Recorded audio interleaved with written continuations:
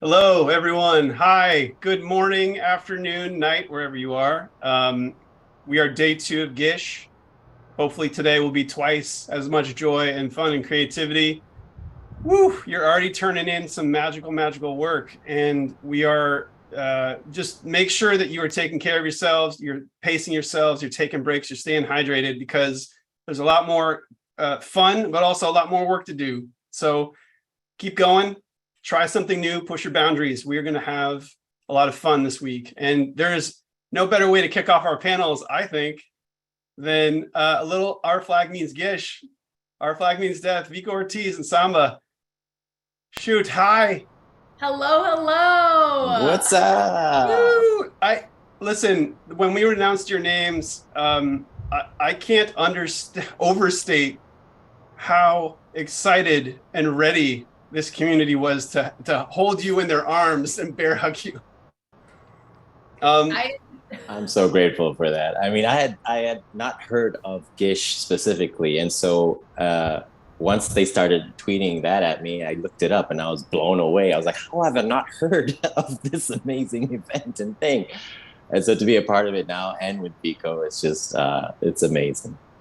well, literally same. I now wish I had become like a gisher before because I love scavenger hunts. So this is like absolutely perfect for me. I am the target demographic. we are so happy to have you as a part of the Gish family. And you both, I think, before we get into introducing both of you, for anyone somehow who hasn't seen the show or heard of both of your work, we we are at this intersection of creativity and social good, and you two both exemplify that in such beautiful ways. And so let me just introduce you real quick, and then have people get to know you a little bit. So Vico Ortiz is a Puerto Rican actor, drag king, known as Vico Suave, an activist, and they are best known for their role as Jim in HBO Max television series Our Flag Means Death. And Samba, you are a Dutch Mauritanian actor, comedian, writer, and homemaker. You played Roach in Our Flag Means Death. Um, Correct. well, let's talk about Our Flag Means Death real quick. So, especially amongst Gishers, this has been a seminal moment, a huge awakening for a lot of people in terms of a new piece of content that people desperately needed. The fan art alone is like mammoth. It's everywhere. So it's been renewed for another season. But what is it about, do you think, Our Flag Means Death that resonated so strongly? What is it that why do people love it so much, do you think? Oh wow. I think people love it so much because everyone can feel related to more than one character and their experiences in life to be validated. And I think in the world that we are now, chosen family is so urgent and essential, and you see that in this story. You see these groups of misfits that you would never think they would get along, and all of a sudden there's this like beautiful loving family of people accepting each other and rooting for each other even if we don't know what we're gonna be doing, which is really sweet. And I feel like it's very comforting. It's a show that's very comforting, and I feel that it's easy to watch, it's bingeable, and you cannot help fall in love with everyone and feel in one way or another related to their experiences in life, which I think it's really cool. Yeah, I totally agree. I think it's like Vico said, chosen family, right? We're all stuck together on this ship, but we have to find a way to get along. And at the same time, we're encouraged by our captain, Steve Bonnet, to express ourselves and in a way that we've never done before. Because there's this idea that pirates are tough and very masculine and very one way. And then suddenly we're changed into embracing who we are. And I think that's what resonated a lot with people, is just being given permission to be seen and respected and admired for who you are. And in that warm embrace that is this show, that is a lot of loving, cute, fun humor with beautiful representation across the board. So yeah, I guess the timing was just right. I 100%. And the audience here watching is saying the exact same thing. I think for something to be romantic and not just baiting and caricaturish, and also still funny and lighthearted and soft and playful in moments, like nailing the fact that it encouraged or inspired people to come out to their friends and families or to embrace their identity is something I've never seen before. And to be a part of that, and gladly, of course, greatly thanks to also Vico and them just honoring their presence in the show. And I think it's just been so beautiful to see what it's done for people. So true. And you're both incredibly creative people. I mean, anyone who's followed you, which we recommend everyone follow both of you. Can you tell us a little about your creativity? What media do you use to express yourselves, and how do you make manifest your art? Oh. Yeah. I feel like I've always been a performer from the moment I was born, really. My parents have so many stories of me as a kid, always in performance mode. My very first day in school, I straight up like walked into the room and I looked around and I kind of just like did this. And then the teacher was like, "What's going on?" And I'm like, "I'm a doll and I need to be recharged before I continue." And then the teacher, bless her, went behind my back and like was kind of just like like played along with me. And then after a couple of twists, I was like, ready, and then kept going. But in terms of like more, that's just been my through line. Always a performer, and then having outlets like TikTok has always been. I mean, the moment I discovered TikTok in my life, I was like, this is perfect because I can use humor in a way to also educate about the stuff that I care about.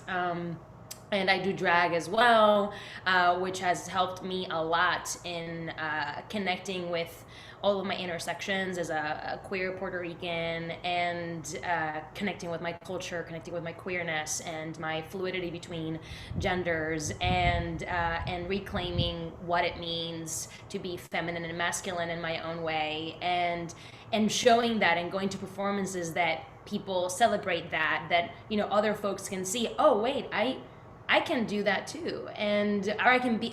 That's a possibility, right?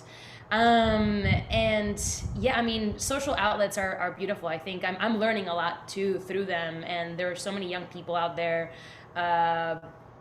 making videos and content that also helps me expand and question and get curious about life and who we are as people and how we continue to connect with each other and ourselves. Yeah, TikTok, I guess. Yeah. Gotta wind you up. Oh gosh, yeah, absolutely. Wow, that's an old story. I was probably like 4. Oh, it's so cool though. It's so cool. We're all looking for that wind up. Like, what is that? And then we're also looking for people who will see that unique lens or that unique creativity and go, I want to play with you. I want to partner with you in that and make more art and make more, happen. What a great teacher. Yeah, she could have easily been like, no, you continue, you stop what you're doing. And she just like kept playing along with me. Bless. Perfect. Samba, how about you? Yeah, no, I same with Vico. I think I started very young at just discovering my creativity. I was very much an outsider because my father's white, my mom's black, and I grew up in Africa, in Ethiopia, where it wasn't really an inspiring place to find much creativity, and not fitting into the white community specifically or black community specifically. I was very much encouraged just to express myself. And so I'd play a lot by myself, not only with my little Ninja Turtles or whatever, but I'd also just give like a voice to everything. And that's how I basically started telling stories, just entertaining myself. And I think that's what really led me to become a stand-up comedian, just telling those stories, but now on stage to an audience about my life, my career, and all these characters I come up with. So I've been doing stand-up comedy as an outlet for my creativity for about 20 years. And then on top of that, writing obviously is a great outlet for me. And lately, baking has been a really great creative outlet. I started baking about 6-7 years ago. And that for me is really my outlet. It helps me relax. It's really good for my mental health. It's really good for my discovery of what I can do and what I'm capable of. And I love making videos about baking or recipes about baking, just so I can inspire people to find that passion and tell them, show them that it's not that difficult, that it is possible to create something out of nothing. And I think that's what, for me, baking is. Beautiful. I love the idea of baking, which is such a kind of like chemical scientific motif, and then adding art and sort of this craft to it, because it needs that balance of like this temperature, this time, this material, and then how do we play within those boundaries? That's such a beautiful way to do it. Yeah, it's like you're an alchemist. Yeah, exactly. That's what oh, that's so true. We have some questions too, so I'm just going to fire a couple at you real quick from the audience here. So Shannon asks, the cast of OFMD is so good, not just the core cast, but all the cameos and all the extras. Who would your dream guest star be in season 2, and what kind of role would you want them to play? Oh. Mm-hmm. Oh. Yeah. Well, I can give you a minute if you need it. I can go. I would love for Russell Crowe to be there for season 2, just because he did Master and Commander, and just to have him, and Gladiator was the first film I ever saw, and so for me, like him as the guest star, or as a recurring character, just being the one who hunts us down all of a sudden. I would love to be hunted down by Russell Crowe, I think is what I'm saying.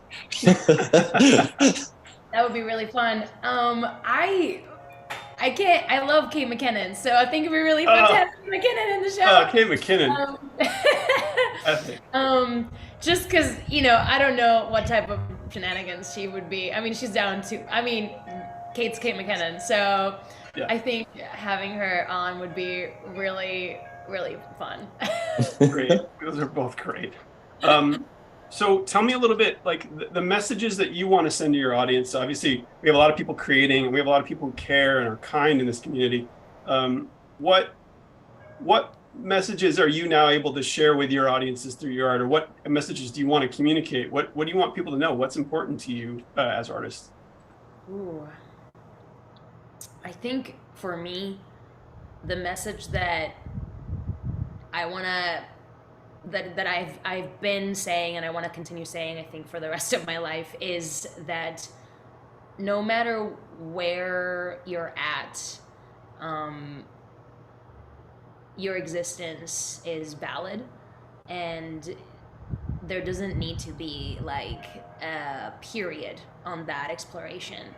There is no pressure, no urgency to find the answer. I think the beauty of it is in that exploration, in that constant discovery and curiosity of the self, and how that changes the connections you have with other people and situations and Earth and the universe, and that all of that happens because you're breathing, your heart is beating, you are here, and you're beautiful and handsome and gorgeous, and I feel like that's existence is valid, and that's what we're here for.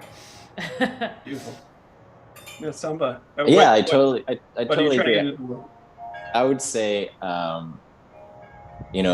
always encourage people to embrace their inner weird.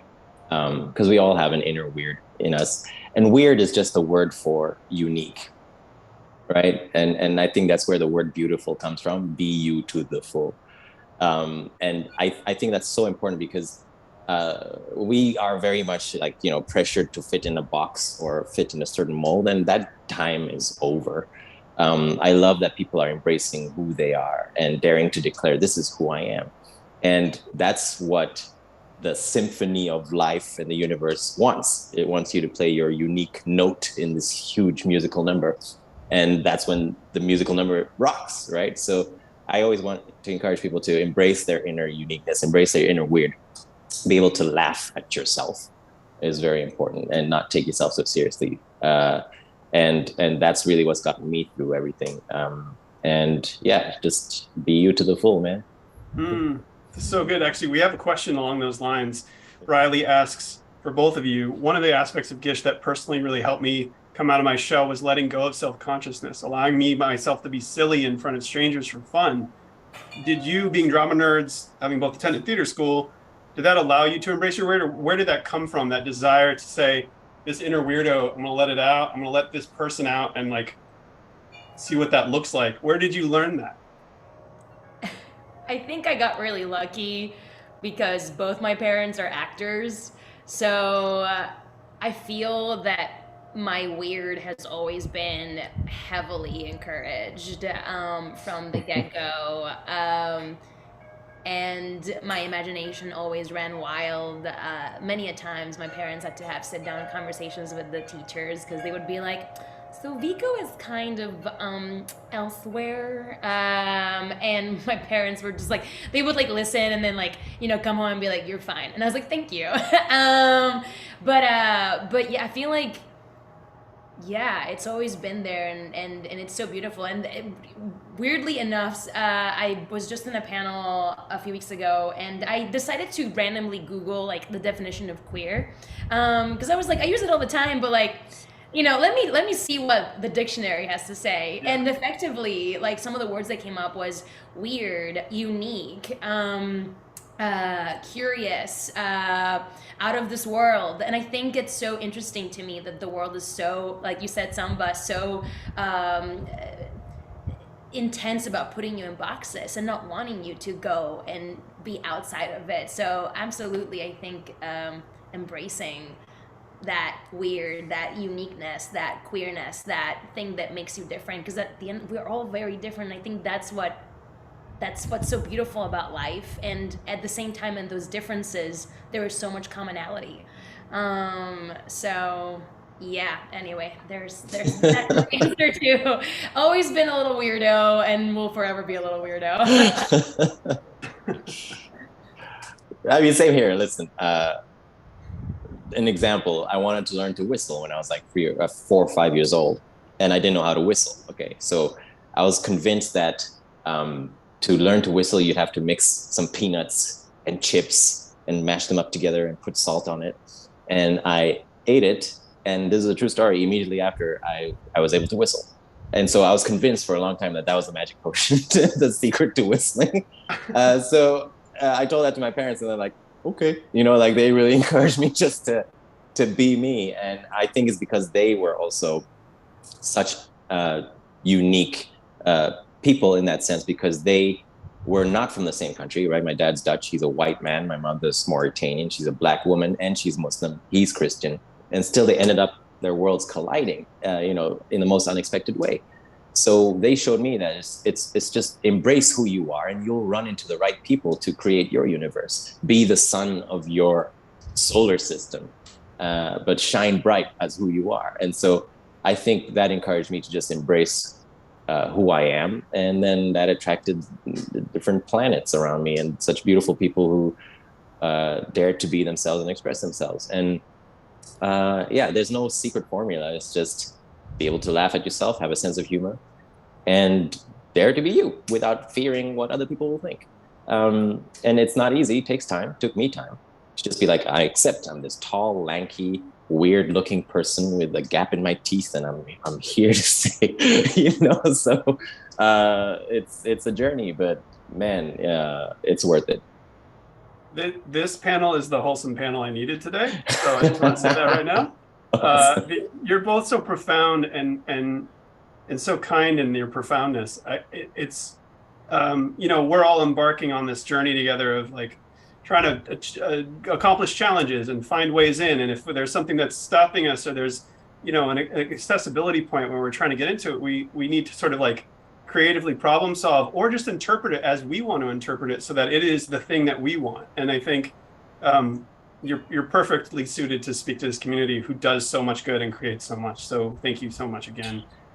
You know, seriously, I mean, all these people joining us from all over the world it's just so fascinating to see how creative they are. And it's so inspiring. It's like, what? Like, it's an explosion of creativity. So it's a wild thing to try to put over 100 people, 100 countries together, 110 countries, all trying to find their way into these things. And Misha, you know, for a long time, Misha had people from all these different countries play, and you had to have 15 people on your team, no more, no less, 15 people, which then mashed everybody together. We're still mashing people together to try to figure out what that connectivity is and all of that. And I think, it's always interesting to hear from people how they see that creativity for themselves and then how they attract others into it, because we need to be the sort of bridge to that creativity, but also really protect each other in that space. And I don't know if you have anything you'd like to share about, any ways that you protect yourself in this process or ground yourself. I think we could all do from some guidance from you both being so creative. Ooh, I love this question because I've also been exploring that as of recently, making sure that I have healthy boundaries around work and the things that I do to continue to do it.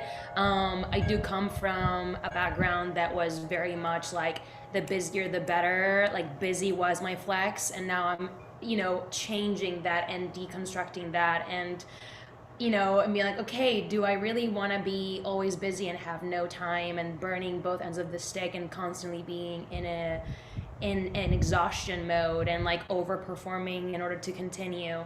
And as of recently, the thing that has been really helpful for me has been creating ritual routines, ritualistic routines that help me ground myself and connect with my breath and my body and who I am as a person before entering the world, and check in and generally ask myself, have I said yes to too many things today?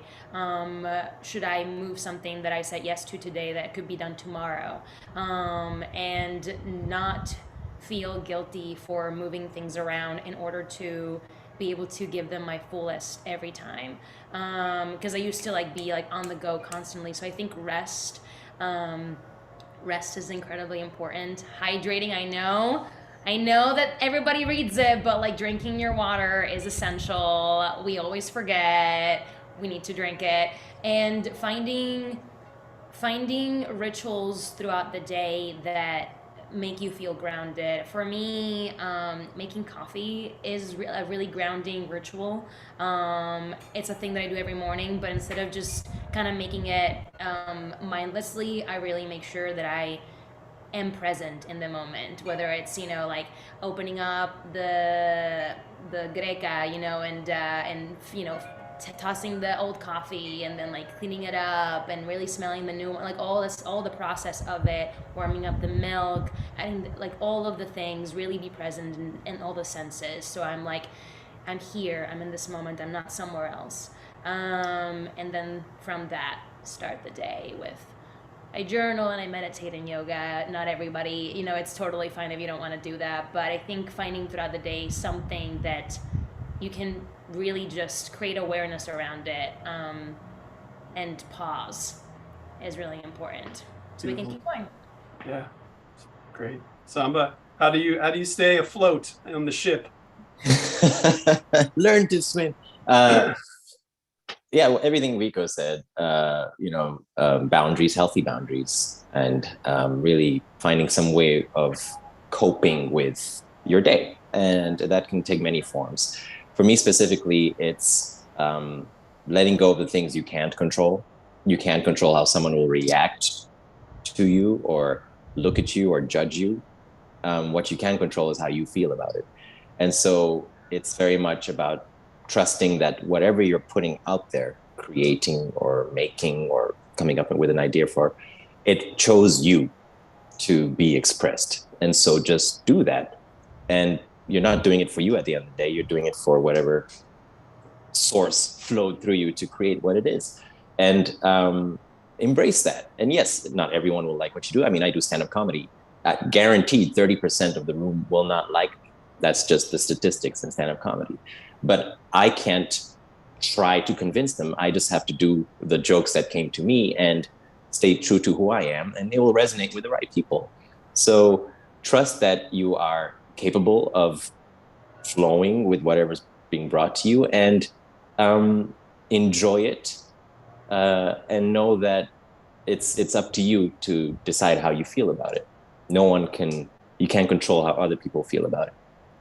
So have fun, man. Creating is fun. It's a holy thing. It's your soul wanting to play. It's your inner child wanting to express itself and do something. That's why I'm baking. It's like, you're in the kitchen and friggin' here, you make an orange cake. Here you go. It's like, it's just wanting to play.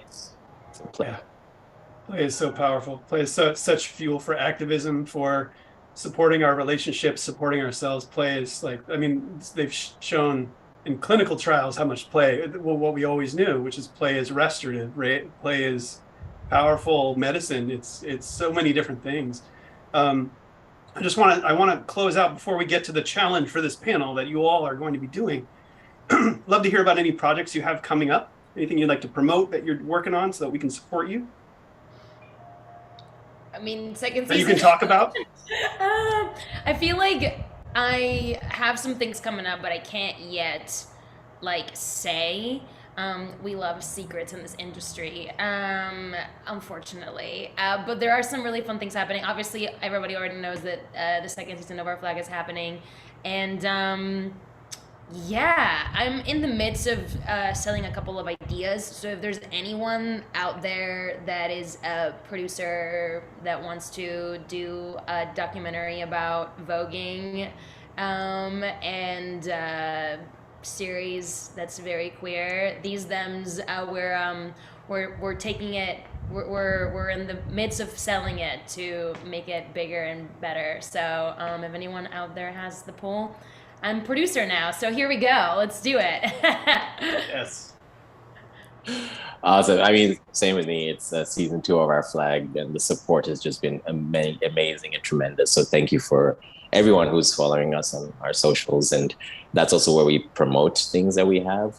Like Vico can't say much, but things down the line will be revealed. And when they are, it's so helpful to feel the love from the community and to feel seen, and that's why I'm so grateful to all the support we've been getting on our socials. So yes, please. And that's where we post our little secrets. Cards. We got to make sure everyone support these two beautiful spirits. We gotta support our people like us who want to create and make the world a bit better, a bit brighter. All right, are you ready for the challenge, y'all? Here we go. Here it is. Maybe a 40 orange glazed cake is excessive, but what can you do with 40 peels of oranges? Create an appealing tricorn hat out of citrus peel for your auxiliary wardrobe and show us how you wear fine things well. Post your item on social media and tag these two, Samba Schutte, and I believe there's and Vico Ortiz. There's V_Vico_Ortiz on Twitter and Puerto Rican Ninja on Instagram, and use hashtag GISH so we can find it and also spread the love. That'll be 40 points. 40 points. Thank you both. Go follow them right now. Yeah. So my handle is Samba Schutte. It was spelled with a C on there. It's SCHUTT. Just like my name. You'll find it. We will make sure it's correct in all of our social media promoting this, and it's also here with an S, not with a C. It's SCHUTTE. And then tomorrow we have Sam Maggs and Patrick Weeks. We are going to dive in. If any of you have, I've heard about this movement of fan fiction, I believe it's called fanfic. Anyway, fanfic, yeah. You might be interested in this panel. Sam Maggs has made a career out of doing huge things in those communities, and Patrick has a lot to say about it as well. And so, yes, join us tomorrow. That will be 3 p.m., I believe. And then you've got the rest. I mean, we've got Lyle, the therapy gecko, amazing TikTok, unlicensed lizard psychotherapist. We've got a compassion expert and coach and grief expert, Laura Jack, and much more. Annabeth Gish, Bobak Ferdowsi, so much. Thank you all so much for being here with us. Thank you, Vico and Samba. Thank you for having us. Get peeling, you guys. I'm so excited. There's been over 1,005 orange cakes baked, so I can't wait to see what kind of hats you make. So definitely tag us. Can't wait to see what you do. Thank you both. Thank you. Thank you so much. And thank you. Thanks, everyone. Oh, gosh. Thank you, Charlie. Thank you, Berto. Stay creative, everybody. Stay creative.